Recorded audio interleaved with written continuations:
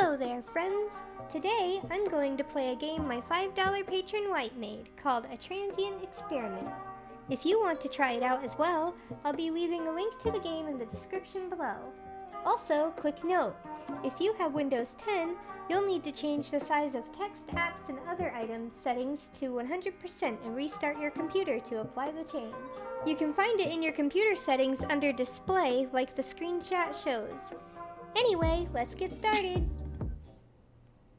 Hello, thank you for partaking in this little experiment of mine. No need for introductions, let's get straight to the point. I'm going to have you meet someone. All you really have to do is answer questions and play along.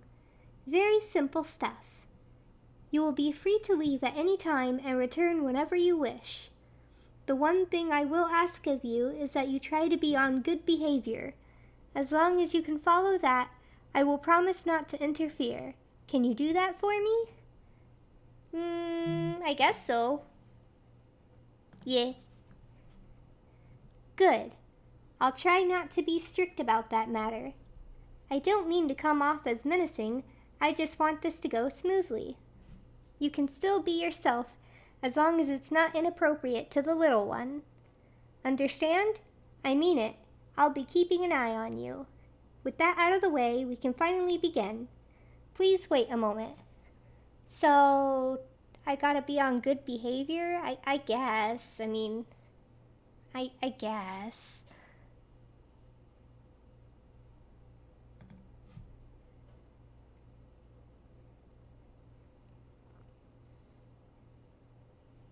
Greetings. You must be the guest that I've been expecting. Oh, they were expecting me. I feel so honored. But I do not believe we have met before. Shall we introduce ourselves? Hi, I'm Melonii.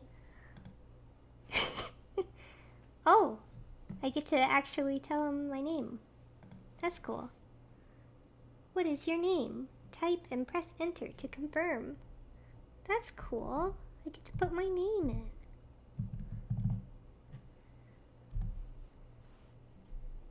It is a pleasure to meet you, Melonii.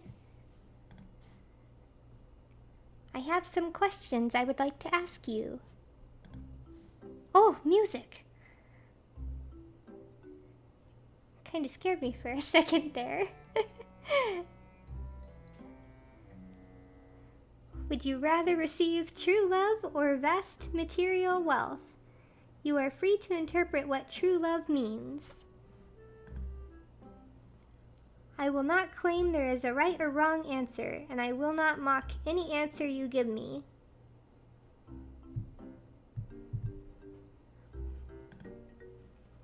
This is simply a question to help me understand what people value more. I can offer neither to you. Aw, well that's a bummer. I thought he was gonna give me all this stuff.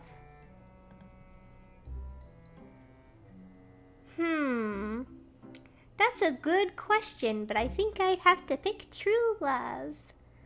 You know, like in The Princess Bride. Then love, true love. Allow me to ask another question. Did you choose that because you already believe such a thing as true love is, possibly obtainable? Sorry if I stutter on my reading, it's kind of hard to see. I am blind. Well, that's a hard question actually, because, it can be difficult to find true love, but it's not impossible, but it's still definitely difficult.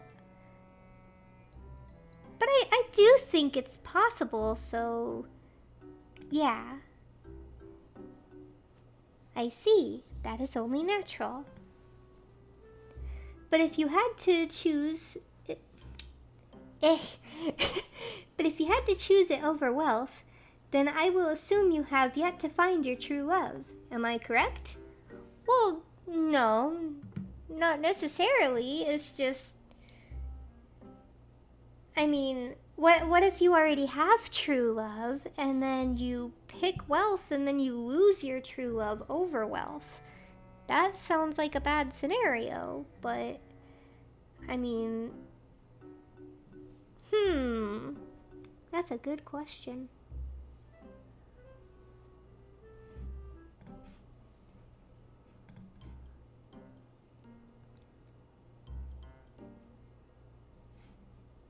Does this mean you wish to have another true love? No, that does not. I see. I believe I may be starting to understand. I will ask one more question about this topic. This time, I will reword my original question to see if your choice remains the same. If you had both true love and wealth, but had to sacrifice one, which would it be? This is... this is quite deep. I can choose true love, wealth, myself, or both. Oh, man. Well, if I sacrificed myself, then that would mean that... At least I would think that would mean that my true love would get to keep the wealth, right? But... These are some good questions. I'm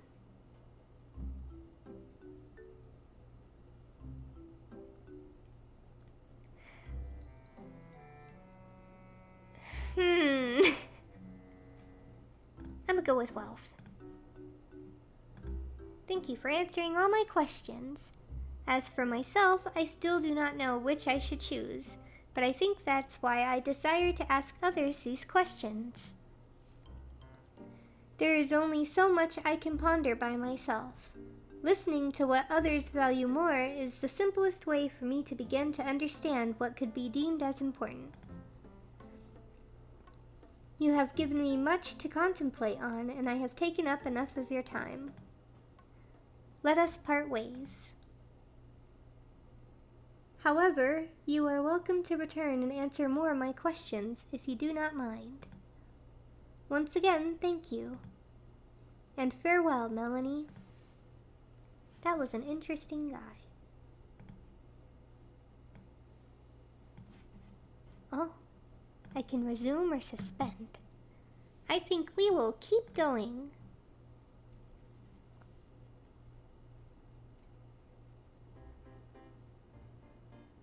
You have returned. Splendid. Thank you for returning, and thank you once again for answering my previous questions. During your previous visit, I left the interpretation of true love entirely up to you.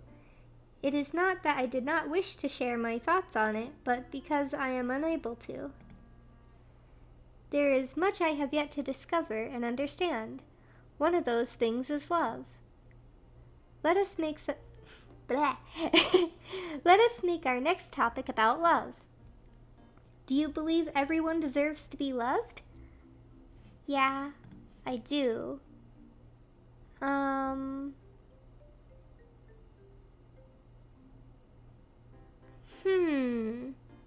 I kinda just agree with all three of these, but everyone deserves to feel loved in some way. In some way, does this mean that there are different forms of love? Fascinating, there are. It seems I have been mistaken about love. It seems love is not quite as simple as I imagined. That is quite true. Love is not simple at all. Could it even be possible for love to be defined? I still would like to try my best to learn about it. Let us talk about true love once more, and treat it as the strongest, purest form of love there is. Help me understand what it is like. Does it include qualities such as acceptance no matter what? Forgiveness and tolerance no matter what? Enough patience and understanding to never feel anger and frustration? Would you say it's something like that? Well, I mean, kind of. It's normal to be angry or to have negative feelings if something is not quite what you believe, but at the same time, I feel like the feeling is valid, but the action is not. So if you're yelling at someone or being physically angry at them, like violent or something like that, that's not okay. But if you're a little angry, that's okay, but you should still talk it out and get through it, you know? I feel like it's really hard to just say yes or no, but I'm gonna go with yes. So you agree. I have also wondered if emotions are necessary to love and be loved. Love has important emotions tied to it, but I can come up with ways to treat someone with love without emotions. Do you agree that one can still love and be loved without needing to feel anything? This is a little difficult because, I mean, emotions are normal, and for someone to not feel emotions at all would make it difficult to really feel love, but at the same time, that doesn't mean that they can't treat someone right just because they don't feel love.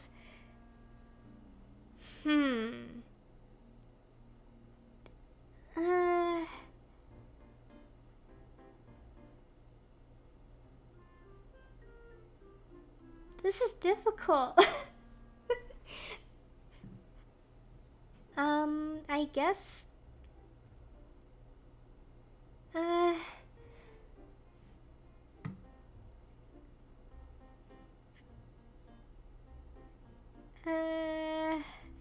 I would say that love does require emotions of some sort, but at the same time, I guess, if you don't feel emotions, but you treat someone right and then they feel emotions from that, I guess that's kind of, it doesn't, I don't know, this is difficult.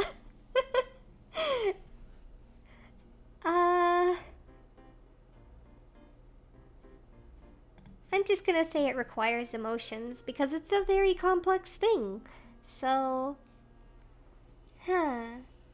is that so? Or perhaps I have come up with a different sort of love. If someone treated you with lots of love and you loved that person back, only to later discover that person could not feel any emotions, would there no longer be any love towards that person and you would no longer feel loved? This is exactly what I was having a little crisis over a minute ago. Oh no.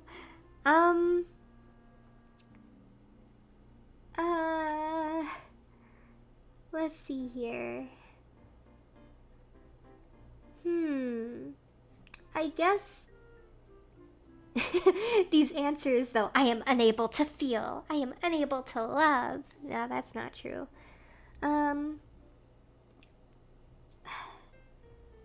I guess it would just be love, but just not reciprocated.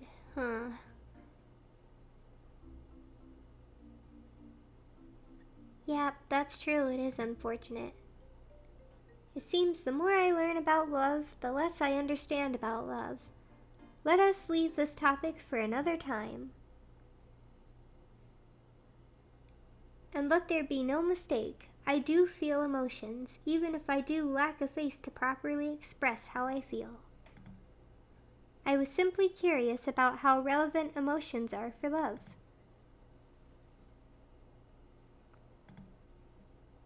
I have one more question. I promise I will ask just one more before we must part ways once more. I have already learned that there are many living things out there that have a face, yet I am an exception.